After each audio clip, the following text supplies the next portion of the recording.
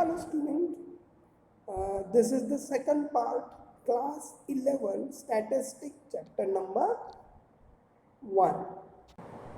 आज हम scope of statistic के बारे में पूरी जानकारी लेते हैं. स्कोप ऑफ स्टैटिस्टिक, बताओ मुझे स्कोप ऑफ स्टैटिस्टिक क्या है. एक बात, इन ancient time statistic was used by the state for the purpose of administration. उस समय का जो मतलब स्टैटिस्टिक किस कारण इस्तेमाल की जाती थी? Use a purpose of administration. But nowadays it's weakly used a tool of the science. There is hardly any field. अब तो कोई ऐसा सेक्टर बचा ही नहीं है कि जो सेक्टर पढ़ाई ना करता. In the word of statistics there are two sense. Last time बताया था, plural sense and singular sense. देखो एंशिएंट टाइम में भी स्टैटिस्टिक राजा महाराजा इस्तेमाल करते थे, और आज की जनरेशन, आज की नई इकोनॉमी के काल में भी स्टैटिस्टिक अपनी एक इम्पोर्टेंट पोजीशन बनाए. स्टैटिस्टिक का दो सेंस है, एक तो प्लूरल सेंस और दूसरा आता है सिंगुलर सेंस. प्लूरल सेंस का मीनिंग होता है क्वांटिटेटिव इंफॉर्मेशन. ऑलरेडी मैंने आपको पहले पार्ट में एग्जांपल बताया था पॉपुलेशन का, कि इंडिया की पॉपुलेशन किस लेवल पे जाके इंक्रीज हो रही थी, उसके बारे में मैंने पूरी जानकारी दी है. And singular sense refer to method of arriving quantitative information. एक क्वांटिटेटिव और दूसरा क्वालिटेटिव इंफॉर्मेशन. क्वालिटेटिव इंफॉर्मेशन का मतलब आप समझ रहे हैं. सिंगुलर सेंस में क्वालिटेटिव इंफॉर्मेशन होती है, जैसे आपका बच्चा बहुत ही ब्रिलियंट है, लेकिन कितना ब्रिलियंट है उसके बारे में हम नंबर में नहीं बता सकते. जैसे मैंने आपको बोला कि और ब्रेवरी, आप बहुत शुरू हो, आप ब्रेवरी स्टूडेंट हो, तो ब्रेवरी का मतलब ये नहीं होता कि उसको काउंट किया जा सकता. तो कुछ चीज़ें जो होती है वो अनकाउंटेबल होती है, उसको भी हम जो न्यूमेरिकल में जोड़ के बताते हैं उसको हम सिंगुलर सेंस, और जो नंबर में बताते हैं उसको हम प्लूरल सेंस कहते हैं. स्कोप ऑफ स्टैटिस्टिक में कौन कौन से सब्जेक्ट आते हैं? देखिए, the statistic and mathematics. For example average and correlation. मुझे बता, कोई भी मैथमेटिक्स क्या उसमें एवरेज आता नहीं है? आपने भी 10th में मैथ पढ़ा है, तो एवरेज एनी टाइम आता है. एवरेज आता है प्लस माइनस, ये सारी जो चीज़ें है, ये मैथमेटिकल जो प्रोसेस है वो एवरेज स्टैटिस्टिक के देन है, और वो मैथ में इस्तेमाल होती है. तो दोनों सब्जेक्ट का बहुत ही गहरा and very intercorrelation, very important on the statistic and mathematics. Statistic and state, for example railway, commerce, agriculture, planning, transport, defence. जो राज्य है वो किन किन चीज़ों का इस्तेमाल करते हैं स्कोप ऑफ स्टैटिस्टिक में? रेलवे, आपको पता है कि रेलवे हर दिन अपना, हर 6 महीने के बाद या हर 3 महीने के बाद अपना 3 मंथ रिपोर्ट पब्लिश करती है. Statistic reserve bank of India अपना एक वीकली रिपोर्ट पब्लिश करती है, monthly, 6 month, 3 month report publish करती है. गवर्नमेंट अपना बजट पेश करती है. तो वो सारी चीज़ें एक्सप्लेन करने के लिए आपको स्टैटिस्टिक की बहुत ज़रूरत पड़ती है. स्टैटिस्टिक एंड साइंस में हम देखते हो तो biology, geology, physics, nature science, medicine, metrology, zoology, botany, इन सब्जेक्ट में भी हर जगह आपको नज़र में आएगा कि स्टैटिस्टिक एंड साइंस का कितना गहरा रिलेशन है. आप बता सकते हो बायोलॉजी में, आप बता सकते हो फिजिक्स, आप साइंस में पढ़े हो, क्या उसमें नंबर नहीं रहते? मैथ नहीं रहता? रहता है. एवरेज रहते हैं, नंबर्स रहते हैं. तो नंबर का मतलब ही क्या है? स्टैट का इस्तेमाल करना होता है, और इन शब्दों से स्टैटिस्टिक का साइंस के साथ एक वेरी मच कोरिलेशन आता है. और देखते हैं कि स्टैटिस्टिक एंड रिसर्च. मुझे बताओ, कोई भी research, any type of research do not complete without statistic use. No completion of research without using statistics. So statistic is a must an essential part of the research. For example, science, art management and economic. These are the four important part हैं जो research के part हैं. अगर statistic and business की बात करते हैं आप, तो बताइए मुझे स्टैटिस्टिक बिजनेस में परचेज, फाइनेंसिंग, मार्केट, ये सारी चीज़ें क्या है. आप मार्केट में जाते हो, क्वांटिटी में कुछ चीज़ें परचेज करते हैं. आप फाइनेंसिंग में देखते हैं कि आपका दुकान का कि 20 साल का कितना टर्न हो रहा है, कितना नुकसान हो गया, कितना आपको फ़ायदा हो गया, प्रॉफिट हो गया. इन तमाम चीज़ों को जब आप फाइंड आउट करने की कोशिश करते हैं तब ऑब्वियसली आपको स्टैटिस्टिक की ही ज़रूरत महसूस होती है.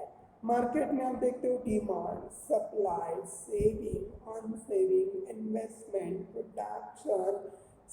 प्रोडक्शन, लेबर, पेमेंट, इंटरेस्ट, ये तमाम चीज़ें जो है मार्केट से रिलेटेड, क्या आप इनसे कभी स्टैटिस्टिक के बिना पर बता सकते हैं? नहीं बता सकते हो आप, क्योंकि उन स्टैटिस्टिक के बिना हम कोई भी बात अच्छे से आइडेंटिफाई करके हम उसमें बता नहीं सकते. Statistics and example, for example जैसे आपको बताइए इकोनॉमिक. आप बताओ मुझे इकोनॉमिक्स कौन बताया भाई? इकोनॉमिक्स में तो हर चीज़ इकोनॉमिक्स से रिलेटेड है.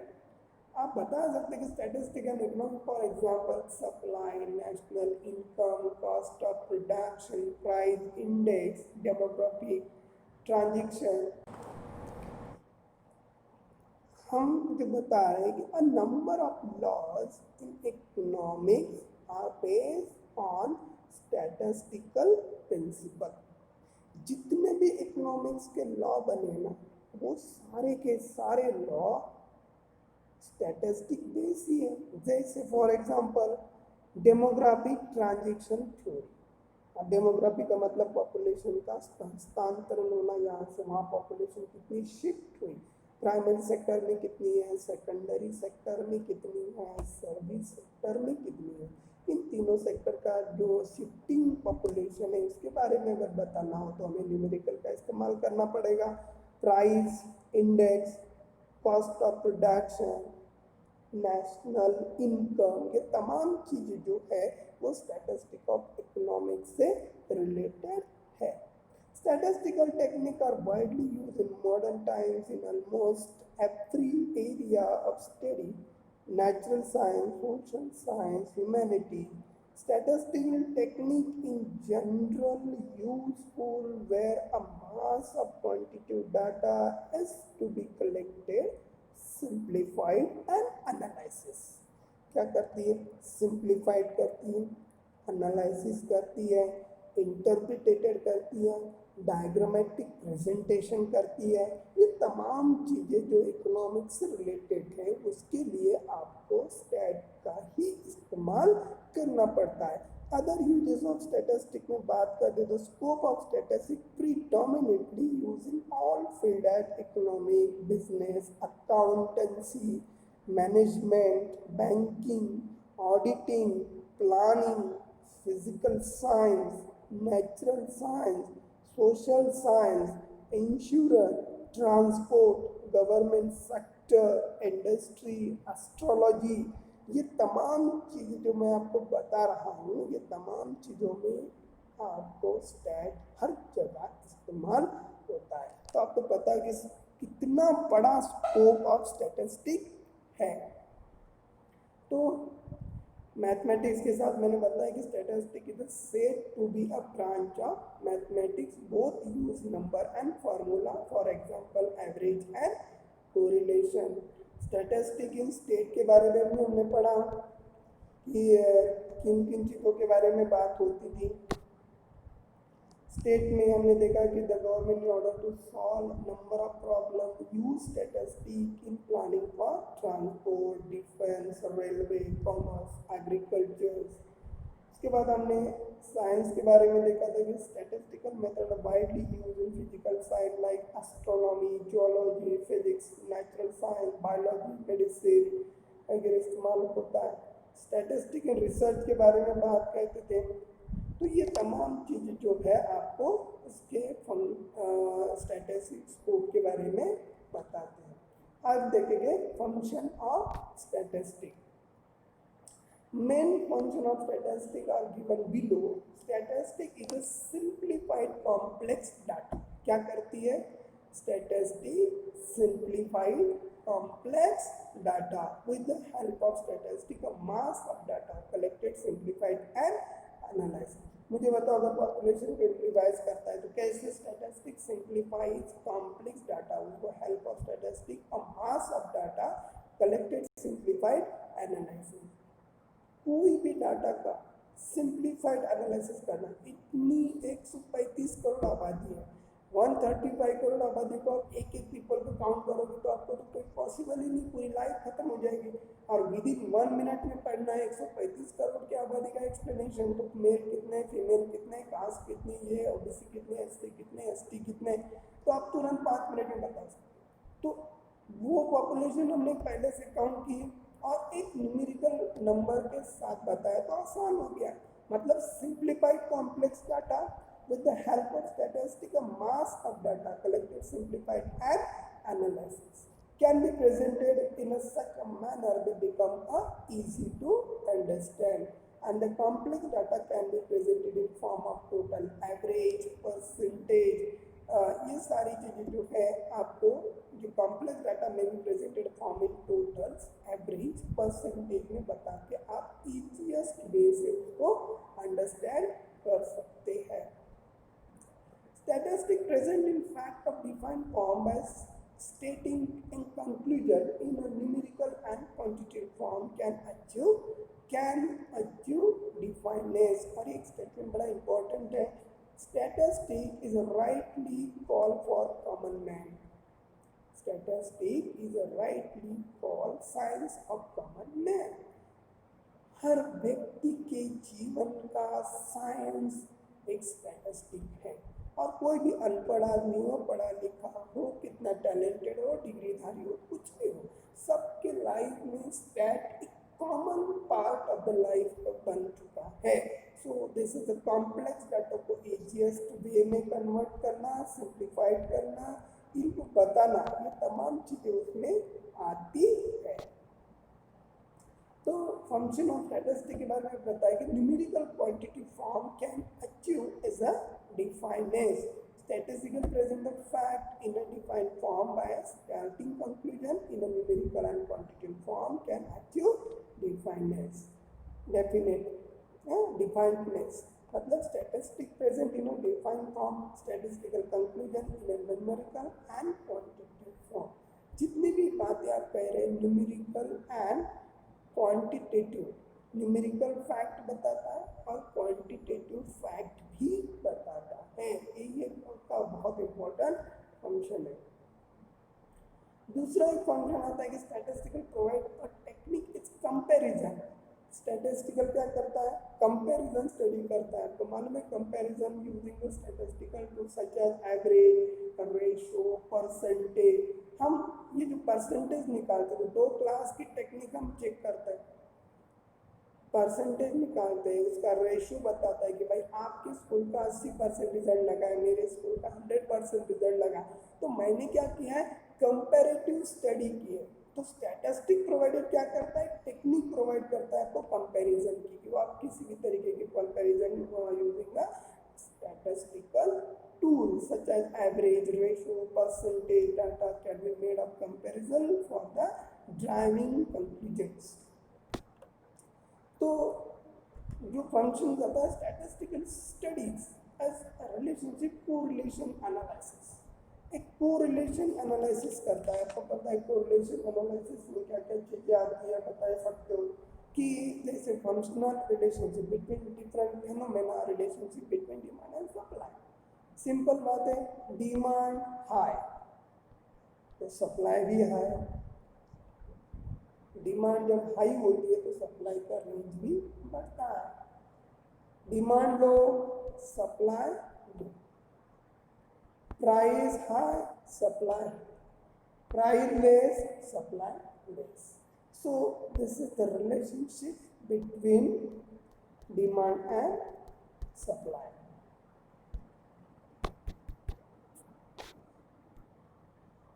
Okay, so this is the manner. तो कंपैरिजन कर जाता है, उसका रेशियो चेक किया जाता है एंड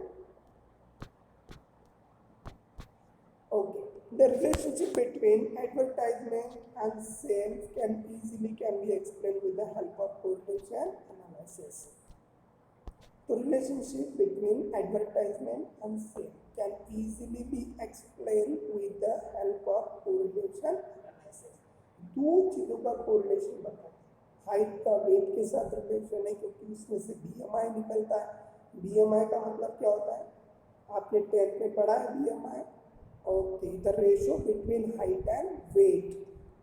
BMI निकलता है. तो BMI निकालने के लिए, रिलेशंस बताने के लिए हमें किसका इस्तेमाल होता है? स्टैटिस्टिक का ही इस्तेमाल होता है. The relationship between the sale are easily explain the help of correlation analysis. Sale कितना हुआ, प्रॉफिट कितना हुआ, एक कंपनी का अगर हम डाटा निकालते, डाटा एनालिसिस करते हैं तो हम उसकी प्रॉफिट कितनी है, उसकी सेल्स कितनी है, उसकी डिमांड कितनी है, उसको कितना सप्लाई किया है, इन तमाम चीज़ों को हमें न्यूमेरिकल फैक्ट में बताना होता है. और ये न्यूमेरिकल फैक्ट की न्यूमेरिकल बातें तैयार करने के लिए स्टैटिस्टिकल यहाँ पे बहुत अपना इम्पोर्टेंट पोजीशन लगाता है.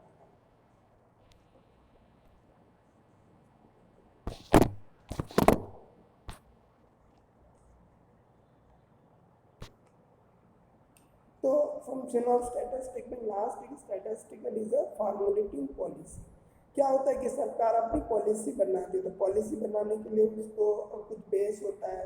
इंपोर्ट, एक्सपोर्ट, वेज पॉलिसी, ये जो बनाते हैं.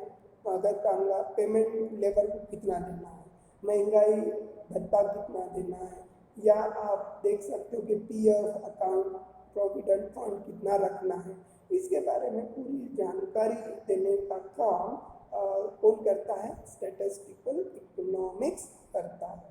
और defining statistic like import, export, wage policy.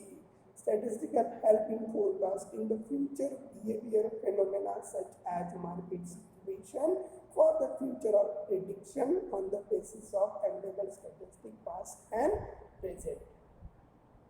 तो future behaviour phenomena statistic like import कौन सी पॉलिसी को फॉर्मुलेट करता है गवर्नमेंट की?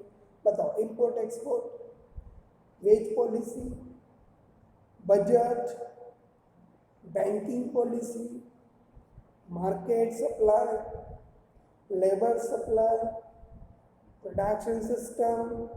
वो तमाम चीज़ें जो आती हैं वो मार्केट के बेस पर जो चीज़ें लगती है उसका बेस और उसकी जो आइडियालॉजी है वो स्टैटिस्टिक प्रोवाइडेड करता है. This is a very important function of the statistic. और लास्ट एक फंक्शन बचा हुआ है, आप देख सकते हो कि statistic help to test formulated theory, statistical data and technique are useful while the testing theory whether increases demand affect the price can be tested collecting uncompromising data. तो ये आप बताएं कि प्राइस क्यों बढ़ रही है, प्राइस क्यों बढ़ रही है, इसकी क्या रीज़न है. उन तमाम रीज़न को फाइंड आउट करने का काम ही स्टैटिस्टिक करता है. Statistic help test. उसकी टेस्ट होती है, चाहे स्क्वायर टेस्ट है, एक्ट टेस्ट है, जेड टेस्ट है. ये जो टेस्ट है ना, ये सारी टेस्ट स्टैटिस्टिकल की है, जिसके हमें पता चलता है कि न्यूमेरिकल फैक्ट किस तरीके से वर्क कर रहा है, मार्केट की क्या पोजीशन है, क्या सिचुएशन है. आप देखते हो कि कोविड-19 का हर दिन आपको डाटा टीवी पर आता है कि आज दिन इतने संक्रमित हुए, इतने मरीज हुए, इतने घर जा चुके हैं, इतना रेट है, डेथ रेट इतना है, कवरिंग रेट इतना है. तो ये रेट जो बताता है ना, ये सारा रेट बताने का काम कौन करता है? स्टैटिस्टिक ऑफ इकोनॉमिक्स करता है. तो आज के लिए इतना. ये सेकंड पार्ट था अपने पूरे चैप्टर का. हमने इस पूरे चैप्टर में केवल आज फंक्शन ऑफ द स्टैटिस्टिक के बारे में पढ़ा। जो ये चीज़ें इंपॉर्टेंट थी, स्टैटिस्टिकल प्रेजेंट फॉर्म किन किन चीज़ों के साथ जुड़ा था, इसके फंक्शंस क्या थे, सारी चीज़ें हमने पढ़ी। स्टैटिस्टिक के फंक्शंस हमने देखे, उसका कंपैरेटिव स्टडी देखा, किन किन में स्टैटिस्टिक का रिलेशनशिप कैसा है, उसका डिमांड सप्लाई पे क्या असर होता है, relationship between advertisement and sale. आपको पता है कि एडवर्टाइजमेंट और सेल का रिलेशन क्या है। जब ज़्यादा से ज़्यादा एडवर्टाइजमेंट आपकी आंखों के सामने होती है तो आप उसको ज़्यादा से परचेस करोगे और उससे सेल बढ़ेगा। तो वो एडवर्टाइजमेंट एंड सेल, इन दोनों का जो रिलेशनशिप बताने का काम स्टैटिस्टिक करता है। फंक्शन ऑफ द स्टैटिस्टिक में हमने वेज पॉलिसी, गवर्नमेंट पॉलिसी किस तरीके से अप्लाई करती है, future of year phenomena, market situation, for the future prediction, इन तमाम चीज़ों को हमने आज के दिन देखा है। So this is a very important part of the function of statistic. Minimum 5 mark के लिए क्वेश्चन आता है, so be careful. Okay, now the last part of the chapter हम थर्ड पार्ट में देखेंगे, तब तक के लिए आप इसको लर्न करें।